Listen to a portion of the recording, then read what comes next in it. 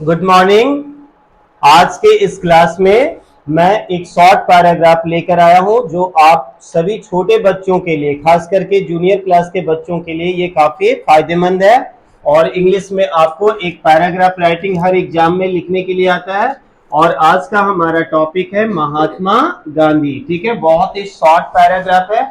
चीजों को हम लोग लाइन बाय लाइन समझते चलेंगे ताकि आपको किसी भी सेंटेंस का मीनिंग समझने में कोई परेशानी नहीं हो, है ना। तो चलिए शुरू करते हैं। Mahatma Gandhi was a great leader. क्या लिख रहा है कि महात्मा गांधी जो थे वो एक बहुत महान लीडर थे। He was born on October 2, 1869।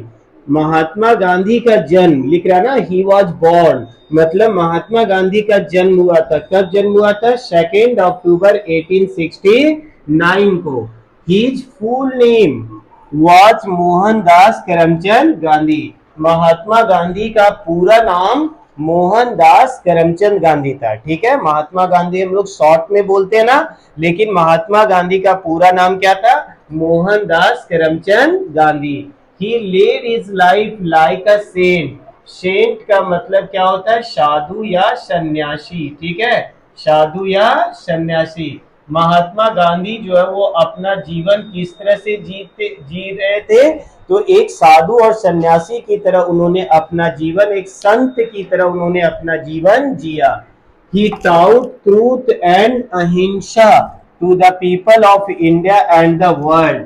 Mahatma Gandhi ने भारत के लोगों को क्या सिखाया? सच। ट्रूथ का मतलब क्या होता है? सच। ठीक है, सत्य। और अहिंसा, इसका मतलब क्या होता है? अहिंसा। ठीक है, महात्मा गांधी सभी को क्या सिखाए? तो सत्य और अहिंसा का पाठ उन्होंने सिखाया। He had a deep faith in God। Mahatma Gandhi को ईश्वर पर बहुत विश्वास था। वही लिख रहा है, He had a deep faith in God कि महात्मा गांधी को ईश्वर पर बहुत विश्वास था।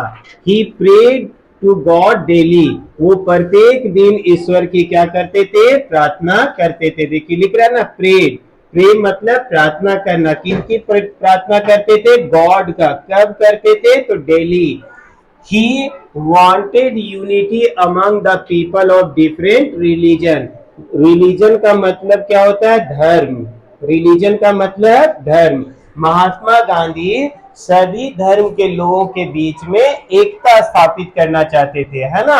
महात्मा गांधी का मानना था हिंदू मुस्लिम सिख ईसाई आपस में सब भाई भाई, मतलब कि भारत में जितने भी धर्म के लोग हैं सभी एक है और सभी को मिलजुल कर रहना चाहिए। यहाँ पे एक वर्ड आया है ना, यूनिटी। यूनिटी का मतलब क्या होता है? एकता। ठीक है, एकता का मतलब मिलजुल कर रहना। ठीक है, he fought for the freedom of India.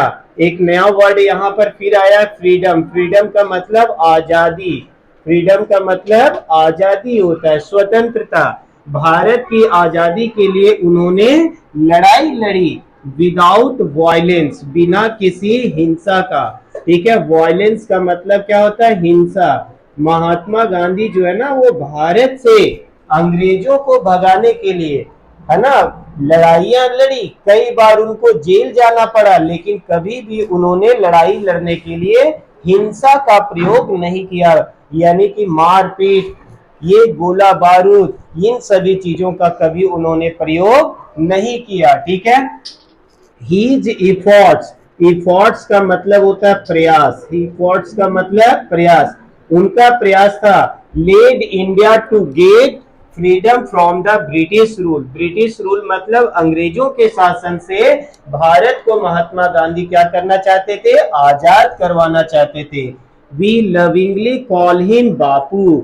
Mahatma Gandhi को हम लोग प्यार से किस नाम से पुकारते हैं? बापू के नाम से। ठीक है, he is also known as the father of the nation. हम लोग भारत में महात्मा गांधी को प्यार से क्या कहते हैं? फादर ऑफ द नेशन, है ना, राष्ट्रपिता के नाम से हम लोग जानते हैं महात्मा गांधी को। ठीक है,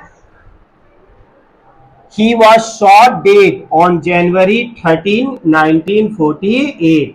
लेकिन 30 जनवरी 1948 ईस्वी को, है ना, 30 जनवरी 1948 ईस्वी को महात्मा गांधी को नाथूराम गॉडसे ने गोली मारकर क्या कर दिया, हत्या कर दिया था, है ना। We shall always remember him as a great man, और हम सभी महात्मा गांधी को हमेशा याद रखेंगे, किस रूप में, तो एक महान व्यक्ति के रूप में, ठीक है, कि महात्मा गांधी जो थे वो बहुत ही महान व्यक्ति थे। तो आप सबों का एक शॉर्ट पैराग्राफ मैंने अभी करवा दिया। बहुत बहुत धन्यवाद।